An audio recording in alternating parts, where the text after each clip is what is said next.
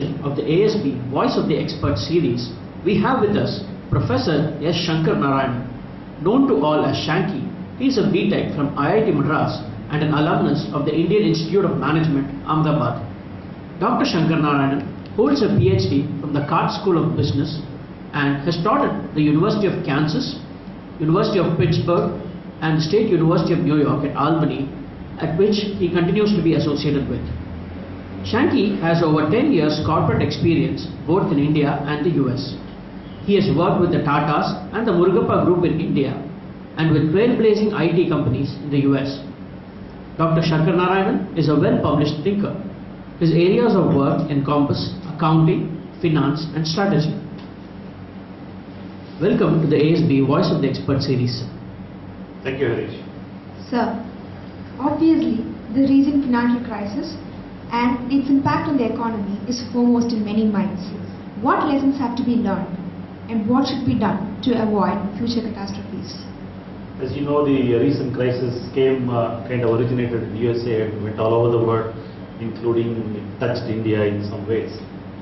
Essentially, some time ago, Alan Greenspan mentioned that the investors have this irrational exuberance, and essentially what happened in this particular instance was not only irrational but also bordering on illegal exuberance and illegal activities and so on. Essentially, they just expanded the securitization industry to beyond normal comprehension. There were these credit default swaps and collateralized mortgage obligations and debt-backed securities and all that stuff, essentially originating from home mortgages. And when the home mortgages were given at the time just to boost up the economy to subprime borrowers, in other words, people that had some difficulty but they're below the prime quality. When the going was good, it was good, but when the going got a little bad, which is when the market took a little dive, all these securities started deflating and losing its value. So everybody started, it's like a pack of cards, one falls, another falls, another falls, and ultimately ended up in a very big banking crisis. And these people didn't even know the extent or the nature of the security they themselves created. Because many of these credit default swaps were so money in dollars, and this company AIG apparently ended up having a liability of almost like 60, 70, not 60, 70, almost like 3, 4, 5 trillion dollars. So it's really a huge problem that came about. But again, the underlying cause is some uncontrolled activities, unregulated or unsupervised type of things. Previously, there was a Glass-Steagall Act and lots of other acts that controlled heavily the banking industry, the investment industry, and so on. Progressively, many senators and congressmen eroded away at those regulations and made them more and more free, so that everybody was just left to do whatever creative ability was able to do. And that is the problem. Now, the steps are ahead now to bring in some regulation, bring in some oversight, bring in some control, and therefore this kind of uncontrolled activity will not happen again. So that is the lesson we got. What is India's unique position in the crisis as well as its quick recovery? Is this position sustainable?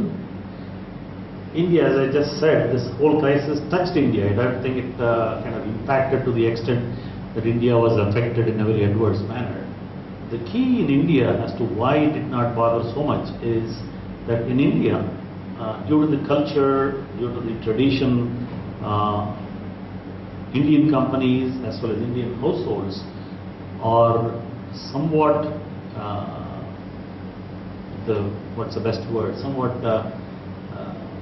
they don't want to take up as much debt as the foreign companies and foreign households did. In the US, it is not uncommon to see a company which is leveraged 3 times, 4 times, 5 times. And in households, you will find that the indebtedness of that household is almost like $10 to $1 of income, $5 to $1 of income. And therefore, that high leverage in the times of financial crisis will work very negatively on them, and therefore you cannot sustain the activity. In India, fortunately, the degree of leverage is very limited, And also the companies were conservative, they wanted to keep control, therefore there was a lot of hesitancy to take on more debt load. And the families also, when we were kids, we only bought what we could afford to pay full amount. Now of course everybody is having credit cards and all the other finances, but nevertheless we are still conservative in the amount of debt we take, and that is what helped us. And it is sustainable if we are watching our steps and do not expose ourselves too much to the foreign risks that are there. So, some of the recent crises have been the result of unethical, fraudulent and criminal behavior of some of the participants in the economy. What role can the accounting profession play in detecting these as a part of their audit responsibility? What changes need to be placed for deterring bad behavior and for detecting such behavior early on? Remember last year when I was here, this Satyam crisis was breaking out. Just about the same time, there was another famous case in US called the Bernie Madoff episode. Now Satyam we are all familiar with. This Bernie Madoff was an investment banker that took on everybody else's money and investing in funds and promising and giving huge returns. Not huge, 12%, 13%, some steady returns. And what he was actually doing was not investing his money, but essentially taking from the later investors' money and then giving it to the first investors and so on and so forth. This scheme is called a Ponzi scheme. So you go up on this pyramid, ultimately everybody who came earlier are paid off and the later guys are left holding nothing. Anyway, somebody actually found out that this Bernie Madoff cannot be producing this kind of return given the current economic conditions. And he complained to SEC, he sent a note to SEC, which is the enforcing authority in many of this, sent a team investigating. They talked to him, they went to his office and did all this thing and came back saying nothing seems to be wrong. And lo and behold, in December of 2008, the whole bubble burst, the whole Ponzi schemes comes to light, and he's found having defrauded investors to the tune of $60–70 billion, and therefore that Ponzi scheme kind of unraveled. He went to jail. Satyam had a problem and he went to jail. What we could have done is have an auditor. Ultimately, auditors are responsible for verifying the veracity of all these financial statements and results. So they should have more responsibility for investigative report, taking all the leads to find out where it leads and all that, and not just be satisfied with what the management tells us. Currently, there are no criminal procedures against auditors who fail in their work. There should be some severe penalties for failing in your duties and negligence and so on. So that can be done and then they'll be okay. What role can an entering MBA play to be a responsible corporate citizen? MBAs have a unique role in society, as you know, particularly in India.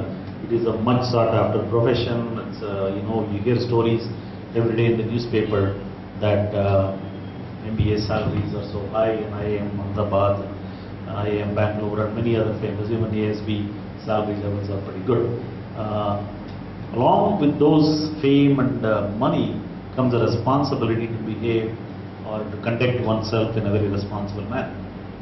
What I would say is that MBA should set themselves a high ethical standard for both personal behavior as well as their corporate behavior.